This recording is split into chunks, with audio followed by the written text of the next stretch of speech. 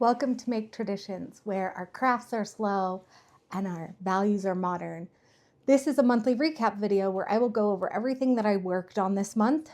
I will talk first about cross stitch and then about sewing. I will start with my first cross stitch project that I worked on this month, which is the Stitch Witch by Tidy Modernist. And specifically on this one, I focused on the skirt. And you'll notice, if you know the pattern, you may notice that this is actually a building in the pattern, but I really wanted this to scream sewing. And so I replaced it with a sewing machine. I charted that out myself just on some graph paper. I did not do a really great job, and I probably should have scooted it up one row, but that's where it is and I'm not taking it out. So now I just need to fill in this flower. And then I will have actually finished the entire first page. Oh, and I need to put some pins, I think, in this one. I don't remember. One of these pumpkins has pins in it. So the goal for this one for next month is going to be, let's see if I can finish the top motifs and add her arm, right? So if I can get motifs done, then I will just be working on kind of her head and hat and hair and all of that, which is a lot of block stitching, which I really enjoy. It gives me, something to work on while I watch TV or while I'm playing video games with my partner. So again, this is Tiny Modernist, the Stitch Witch, and it's on 20 Count Ada by Cottage Cat. I will put all the links in the description. The next project that I worked on from a cross stitch perspective is another Tiny Modernist pattern. And I promise you, I stitch other designers, but this is one that I've been working on and I really want to try and get this done before Christmas. I don't think it's going to happen, but I'm trying really hard. So this is the Christmas Cuckoo, again by Tiny Modernist. I just pulled it out of the Q snap. I'm not going to iron or anything. And my goal for this one, for this month, was to finish all of this red under border here. Now, my goal for this month is to finish kind of everything else on this side. So there's some background to fill in, a little bit of the deer to do. I got to finish out the baubles and some of the snow on the tree. But then I'm basically done with the main part of the cuckoo clock. And all I have left are the ornaments at the bottom and the top of the cuckoo clock. I don't know which one I should do next, so kind of tell me in the description box below which you would do next, but I'm going to do one of them. I'm not sure which will be next. So just say like ornament or roof, or put an ornament emoji and a house emoji or something for whichever one you think I should do. I do not remember what linen this is on, but it's on a linen. This is actually my first linen project and I actually really like it. So I'm having a good time. That is the second cross stitch project. The last cross stitch project, and this is kind of a longer term project, I will be updating on my channel, both on Instagram and YouTube Shorts and TikTok and all those places. But I am filling a frame. So I'm filling this frame and I have started already and I've probably posted a couple as well. But I did a swan, and then the most recent one I did is this one, which is a pattern from that cross stitch book I talked about last time, the Cabinet of Curiosities cross stitch book that I got the ebook for. And this is just a little coffin with a skeleton. I really like it. This is on an 18 count Ada that I had in my stash. And I had exactly enough to do every single section of that frame. So keep watching my channel. You'll see shorts kind of twice a week that you can see how it's going and what I'm working on. From a cross stitch perspective, that's all I've done. And I'm not going to add any more cross stitch projects until I finish either the Stitch Witch or the Christmas Cuckoo. I think I'll finish the Stitch Witch first. She is definitely a lot closer to being done, but we'll see. You never know. I might get a bee in my bonnet. As far as plans and purchases, I haven't purchased anything from a cross stitch perspective. And my plans really are finish filling that frame and also just continue working on those. So I want to get the Stitch Witch, that second page of motifs done. And then on the cuckoo, we'll see if I choose to do the roof or the ornament. Again, vote below. That's everything for cross stitch. If you're only here for cross stitch, 5 minutes, that's all I have. I do not carry a ton of whips, so I don't have a ton to talk about any given month, but I make decent progress. We are going to talk about sewing next. So I talked last time that my quilt guild, the Salt Lake Modern Quilt Guild, is doing a challenge project where they took some fabric, divvied it up into mystery bags, and we all got to pick one. And mine ended up being mostly stripes and solids, well, entirely stripes and solids. And I chose a pattern called the Urban Trek pattern by Quiltachusetts. My goal was to get all of the circle parts done, like the pie parts of the quilt done. But actually, it turned into a little bit more of a project because I didn't have quite enough of the stripe fabric for some of the sections, and so I needed to do some adding and rejiggering what I wanted to do, which meant that I had a lot more math to work on. And I might do a longer video about how I did it and what I did, but basically I laid it out on the floor. I did a bunch of math based on the pattern, and I figured out what I needed to do. The great part is that I was able to finish all of the circle parts of the pattern. And actually I finished the whole thing. Part of that is because my mom was in town, and so she could help me kind of finagle and do a bunch of things. And part of that is just if I get going on something, it's really hard for me to stop before it's done from a kind of big laid out sewing perspective. A couple of things I'm going to highlight, mostly just as a brag for myself, to remind myself that I can do decent projects when I put my mind to it. I'm going to talk about what I did for some of the striped sections.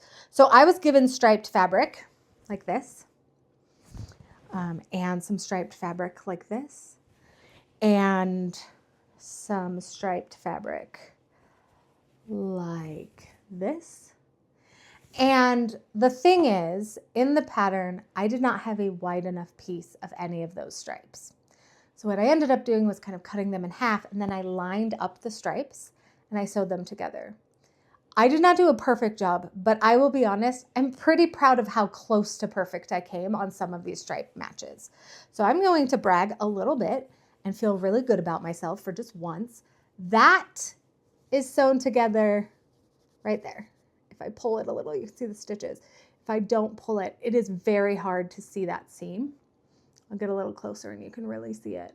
But I stripe matched so well. Again, part of that was my mom is helping, and she is much better at pattern matching than I am. This one also really good stripe matching. Pretty proud of that. Pretty proud of that. It was pretty amazing. And then this one didn't match quite as well, unfortunately, but it's pretty close. And if you stand back even a couple feet, it does look like it's stripe matched. You don't notice that tiny, oh, is it even 1/8 of an inch jog in the pattern. So that was great. I did end up needing to use a couple of fabrics that weren't in the mystery bag. So one of the fabrics that I used was this pattern right here. And one of the fabrics, a bunch of fabrics I used, I had to make my own stripe. I was trying to avoid making my own stripe. That was one of the fun things about this pattern, is it calls for making your own stripe, but I had striped fabric, so I tried to replace it. But there was a big section in the bottom that I didn't have anything that I had enough striped fabric for. So I did end up making my own stripe out of those 6 colors, 5 colors, I don't know, 5 colors. And it's fantastic. I really am pretty proud of how this quilt turned out. It is not what I imagined when I picked the pattern, but it is still really cool and pretty modern. The only thing I messed up is that this pie section, the top of it is supposed to fully match this right here, and I just messed it up, and I didn't want to rejigger it and fix it. So yeah, that's what I have going on. I'm going to put a full picture of what the finished top looks like. The great thing about this challenge is that I don't need to have it quilted. I just need to bring the top to Quilt Guild in November. And I think there's a competition or something. I don't even care about the competition. I just had a really good time using up some fabric from someone else's stash and getting a little bit creative and having a little bit of fun. So again, that was the Urban Trek pattern by Quiltachusetts. The other sewing that I did is the Fairy Tale Forest pattern. And I really only got part of one section of trees done. So this is it's the first part of block 18 of 25. And it you know, I get in a little bit of a rhythm. It's very slow. I'm never going to be fast at paper piecing, but I get in a rhythm and it goes, and I really love the finished product. This is all Liberty of London Tana Lawn fabric, and I bought the kit through Duckadilly Fabrics online. It came as a sew along, or like boxes that come every few months. And I started it 2 years ago, so I really do want to get this done.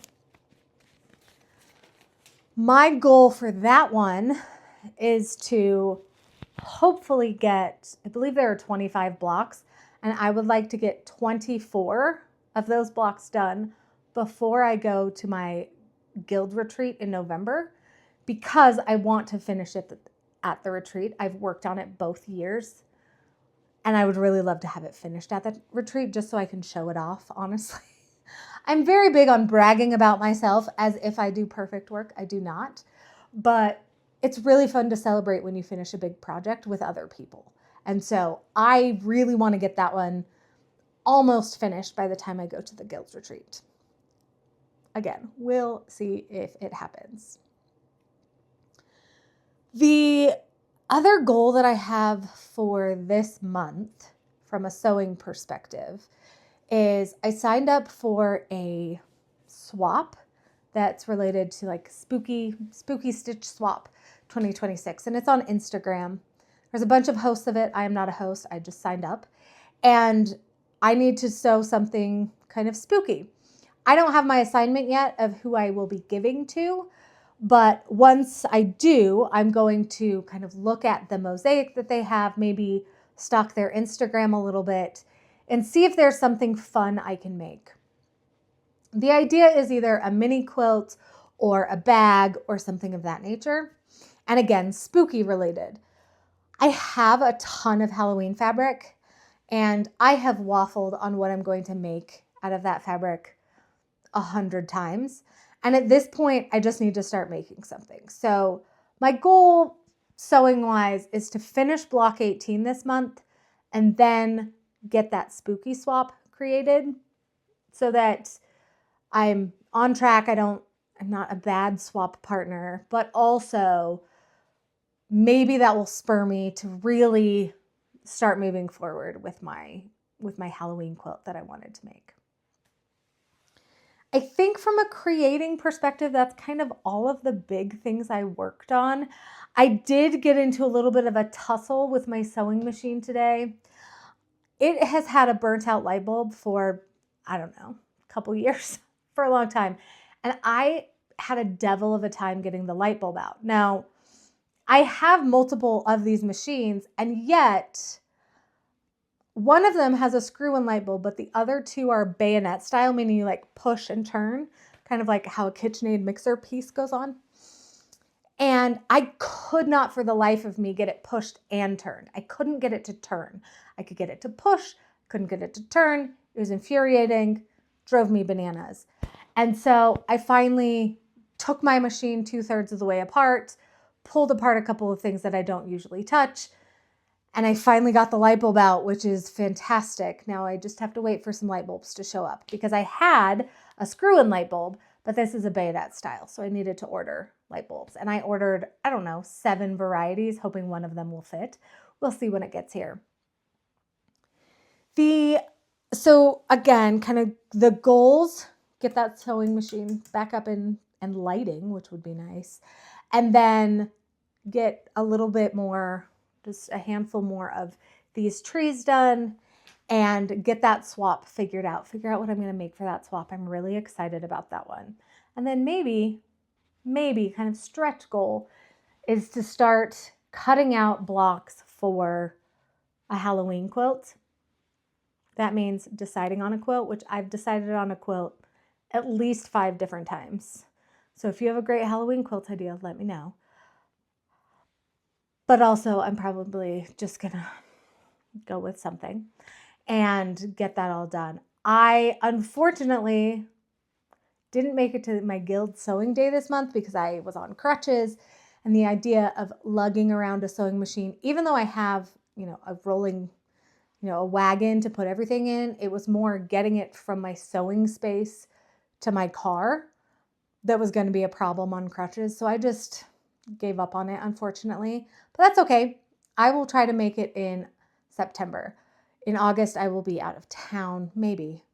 Well, I don't actually know if I'll be out of town that weekend. Maybe I will show up to sewing day in August.